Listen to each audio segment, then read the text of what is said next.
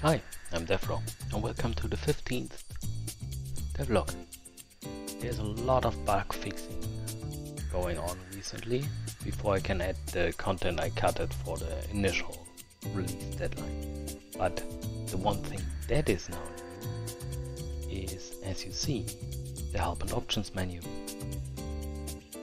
Still a little bit laggy when you initialize it, but it works. Mostly. As you see, if I click the buttons, stuff changes and we can get it in. Let's say on high, we can add full screen, windowed, let's say full screen, and we can go back. Then we can start our game.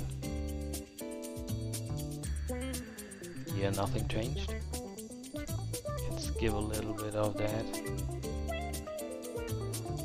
I changed some of the text here slightly, so there are two new features I can show now. Come on, Bob. There are now butterflies to show you more precisely where the items can be found. I found it really hard to find the little glitter spots we had so far. I might change the opacity on the butterflies so they're more visual. Now Bob can demonstrate what else is new, which is the little counters above the resources. As soon as you drop something, like a log on a log, it will show you that there are now 2 logs on the ground for a few seconds. I think it's like 2 seconds, not even 1.5. And there's also a new feature that I think was necessary because there was some confusion, because if you have 3 rocks on the ground, you add 1, people expected that there would now be 4 on the ground, which I think is odd because I can't infinitely stack rocks on top of each other. Wait, that might have been cool.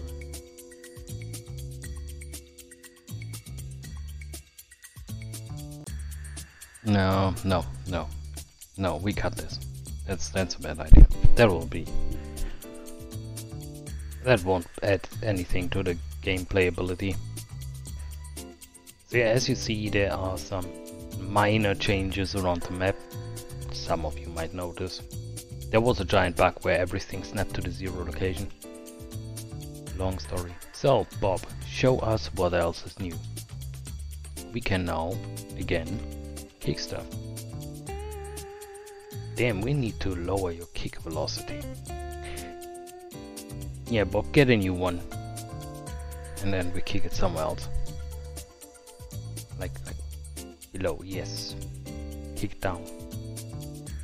As you see, they will stay where they land. I really will change the velocity. But if we grab one and if we kick it into the water, Bob, then we'll respawn. There will be a little splash, but I need to dig deeper into the Niagara stuff. So yeah, you can kick it, you can't lose the wood. I mean, some of you might manage to, but then you need to tell me how.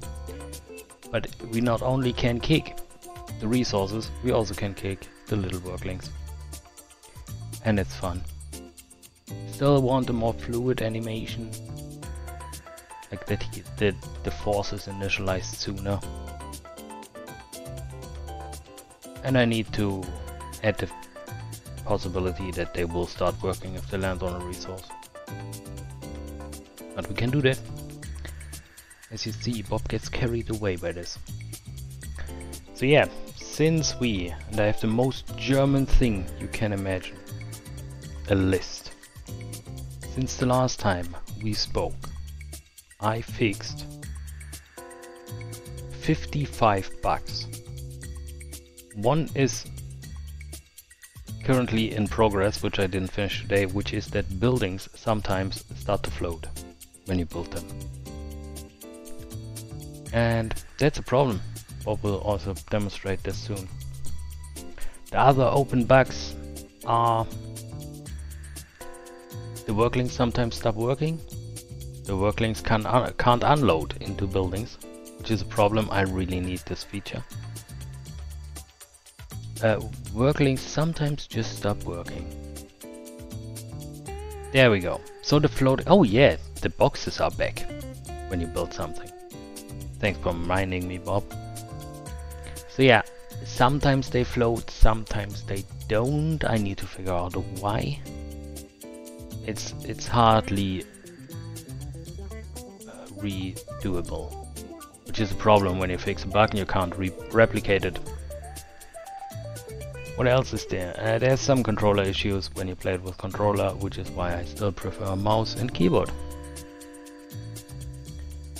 Also, sometimes if you stand too close to an object, you can't interact with it anymore. And I checked this like 2 or 3 times, that should work. But it's also not replicatable.